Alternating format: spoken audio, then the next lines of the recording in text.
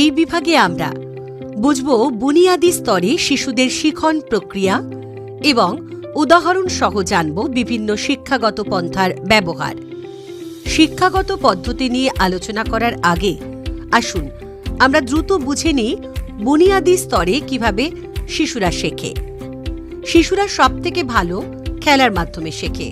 একটি নিরাপদ, অনুকূল এবং উদ্দীপক শিখন পরিবেশে শিশুরা মানুষ এবং তাদের চারপাশের উপাদানগুলির সাথে যোগাযোগের মাধ্যমেও শেখে, তাদের সমস্ত ইন্দ্রিয় ব্যবহার করে।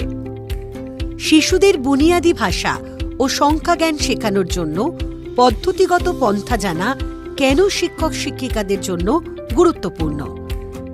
সমৃদ্ধশালী শিখন অভিজ্ঞতা পরিকল্পনা ও কার্যকর করতে শিক্ষাগত পন্থা শিক্ষক শিক্ষিকাদের কাছে নির্দেশিকার মতো কাজ করে।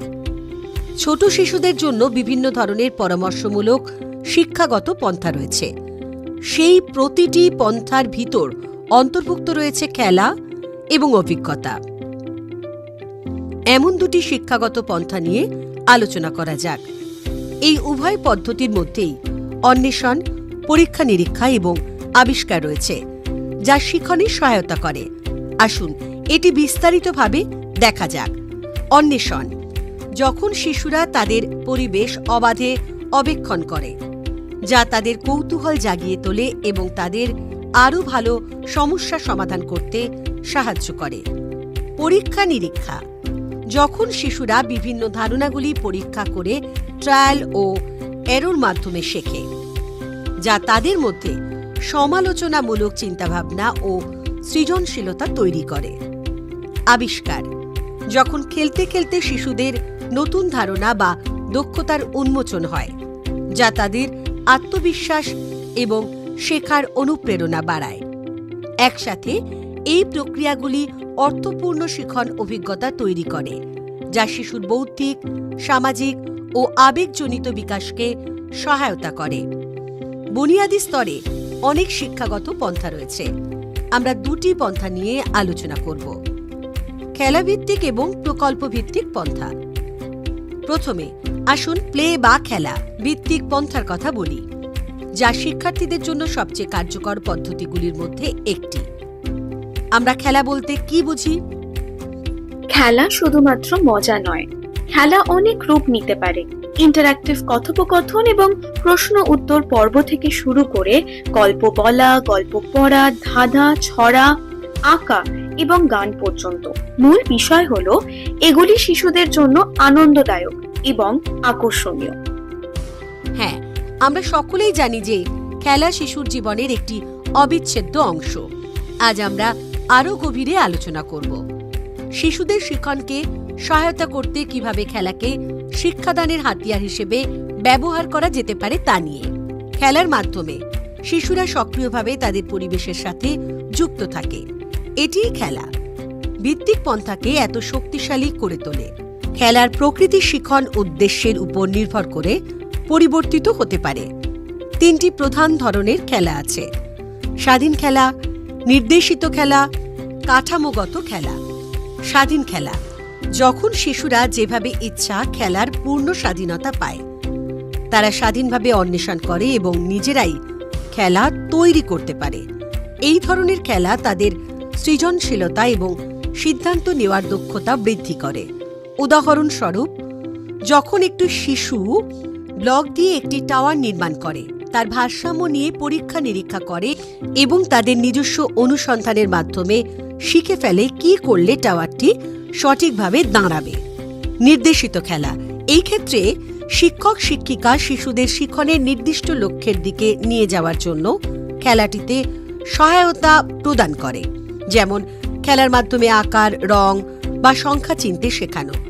এই ধরনের খেলা মজাদার এবং আকর্ষক উপায়ে শিখতে শিশুদের সাহায্য করে। উদাহরণস্বরূপ, আপনি একটি শিশুর সাথে বসতে পারেন যখন তারা আকৃতি নিয়ে খেলছে। তাদের সাহায্য করতে পারেন যাতে তারা প্রতিটি আকৃতি চিনতে এবং সেগুলির নাম বলতে পারে।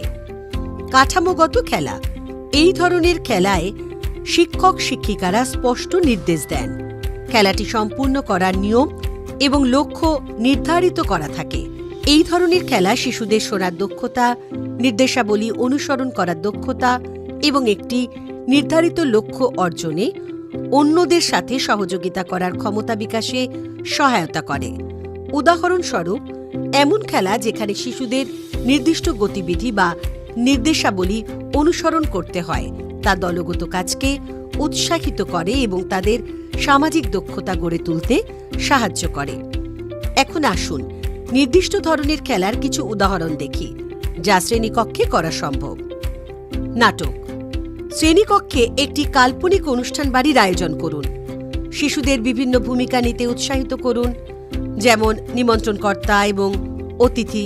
এর ফলে তারা বিভিন্ন আলোচনায় যুক্ত হবে এবং তাদের ভাষার দক্ষতা আরও বাড়বে। পরিবেশগত খেলা। শিশুদের প্রকৃতির মাঝে নিয়ে যান এবং তাদের প্রকৃতি অন্বেষণের সুযোগ দিন। তাদের কিছু প্রাকৃতিক জিনিস খুঁজতে বলুন, যেমন নুড়ি পাথর, পাতা, পালক ইত্যাদি।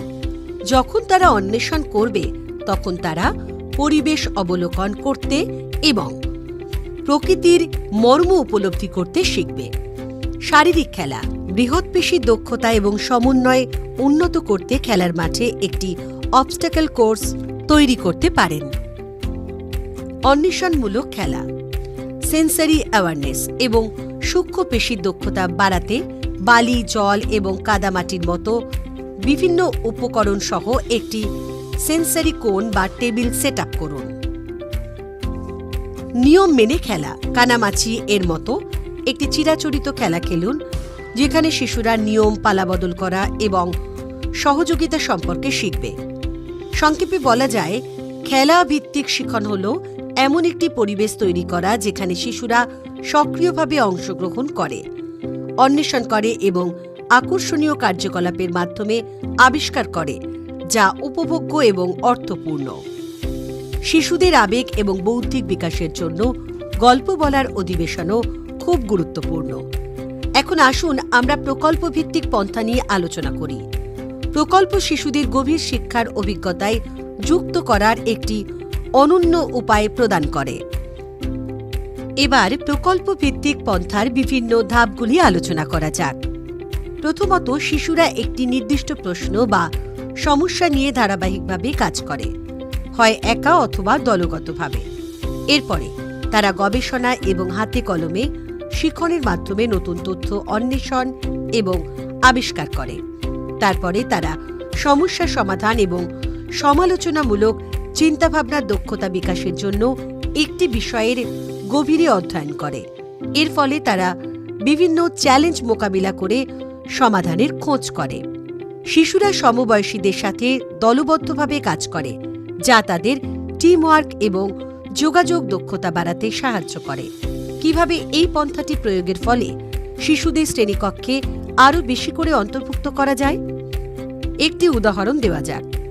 এই স্তরে প্রকল্পের বিভিন্ন থিম হতে পারে যা শিশুদের কৌতূহলী করে এবং অন্বেষণের সুযোগ দেয়। আমরা আমাদের চারপাশের বৈচিত্র্যময় উদ্ভিদ জীবনের উপর ভিত্তি করে একটি প্রকল্পের উদাহরণ দেখব। এই প্রকল্পটি তৃতীয় চতুর্থ শ্রেণীর শিশুদের সাথে করা যেতে পারে। এই প্রকল্পটির জন্য কাম্য শিক্ষণ উদ্দেশ্য হল শিশুরা বিভিন্ন ধরনের উদ্ভিদ শনাক্ত করতে সক্ষম হবে। শিশুরা পরিবেশ ও মানব জীবনে উদ্ভিদের গুরুত্ব বুঝতে সক্ষম হবে। শিশুরা উদ্ভিদের বিভিন্ন অংশের গুরুত্ব বুঝতে সক্ষম হবে। আসুন প্রকল্পের ধাপগুলি আলোচনা করা যাক। প্রথম ধাপ, বিষয়ের সাথে পরিচয় করিয়ে দিন। গাছপালা কোথায় পাওয়া যায় এবং শিশুরা যে ধরনের গাছপালা জানে সে সম্পর্কে আলোচনা দিয়ে শুরু করুন। তাদের প্রশ্ন করুন কিভাবে বিভিন্ন গাছপালা আমাদের পরিবেশ এবং আমাদের উপকার করে। দ্বিতীয় ধাপ, মূল্যায়নের পরিকল্পনা করুন। একটি রুব্রিক তৈরি করুন যেখানে শিশুরা বিভিন্ন গাছপালা সম্পর্কে তাদের খুঁজে পাওয়া তথ্য নথিভুক্ত করবে। গ্রুপ আলোচনা, রিফ্লেকশন এবং ফাইনাল প্রজেক্টের মাধ্যমেও মূল্যায়ন করা যাবে। তৃতীয় ধাপ, প্রকল্পের পর্যায়গুলি পরিকল্পনা করা। প্রথম সপ্তাহ, ভূমিকা, চিন্তাভাবনা এবং গবেষণার জন্য উদ্ভিদ নির্বাচন। দ্বিতীয় সপ্তাহ, বাগান বা স্থানীয় গাছপালা মাঠ পরিদর্শন। শিশুরা নমুনা সংগ্রহ করতে বা ছবি তুলতে পারে। তৃতীয় সপ্তাহ লাইব্রেরির বই বা ইন্টারনেট ব্যবহার করে পিয়ার্স, পিতামাতা এবং শিক্ষক শিক্ষিকাদের সাথে নির্বাচিত গাছগুলি নিয়ে গবেষণা করা। চতুর্থ সপ্তাহ ফাইনাল প্রজেক্ট বইয়ের উপস্থাপন। এই প্রক্রিয়াটি পরিচালনা করা গুরুত্বপূর্ণ এবং এটি চতুর্থ ধাপ। এর অধীনে আপনি ফিল্ড ট্রিপ বা বাগান পরিদর্শনের আয়োজন করুন। শিশুদের তাদের প্রজেক্ট বইয়ের উপর কাজ করার সময় নিরীক্ষণ করুন এবং গাইড করুন। তাদের গবেষণা সম্পর্কে গ্রুপ আলোচনা করুন। এটি পর্যবেক্ষণ ও দরকার পড়লে মডিফাই করা গুরুত্বপূর্ণ। শিশুদের আগ্রহ এবং পরিস্থিতির বিচার করা ফ্লেক্সিবল হতে পারে। প্রকল্পটি সম্পূর্ণ হয়ে গেলে আপনি একটি ইভেন্ট আয়োজন করতে পারেন। এই ক্ষেত্রে আপনি একটি উদ্ভিদ প্রদর্শন দিবসের আয়োজন করতে পারেন, যেখানে শিশুরা তাদের প্রজেক্ট বই প্রদর্শন করবে এবং অন্যদের সাথে তাদের অভিজ্ঞতা ও গবেষণা ভাগ করে নেবে। পঞ্চম ধাপ হল মূল্যায়ন। প্রজেক্টের কাজের মূল্যায়ন করার সময় আপনি একটি রুব্রিক ব্যবহার করতে পারেন। অংশগ্রহণের ইচ্ছা, সময়মতো কাজ শেষ করা এবং সুন্দর উপস্থাপনা। সহানুভূতি এবং সহযোগিতা, বন্ধুদের সাথে ভাগ করে নেওয়া, সমবয়সীদের সমর্থন করা এবং গ্রুপ কাজের সময় অন্যদের চিন্তাভাবনাকে স্থান দেওয়া। সৃজনশীল এবং নান্দনিক অভিব্যক্তি, উপযুক্ত চিত্রসহ পরিষ্কার এবং সংগঠিত কাজ। শেষ ধাপ হল প্রতিফলন। শিশুরা উদ্ভিদ সম্পর্কে কি শিখছে এবং কিভাবে তারা তাদের পরিবেশে উদ্ভিদের যত্ন নিতে পারে। এই কাঠামোটি ব্যবহার করে আমরা নিশ্চিত করতে পারি যে শিশুরা কেবল জ্ঞান অর্জন করছে না, বরং নিজেদের সমস্যা সমাধান, সহযোগিতা এবং সৃজনশীলতার মতো গুরুত্বপূর্ণ জীবন দক্ষতাও শিখছে। এই বিভাগে আমরা আলোচনা করলাম বুনিয়াদী স্তরে শিক্ষাদানের পন্থা, খেলাভিত্তিক পন্থা, প্রকল্প ভিত্তিক পন্থা।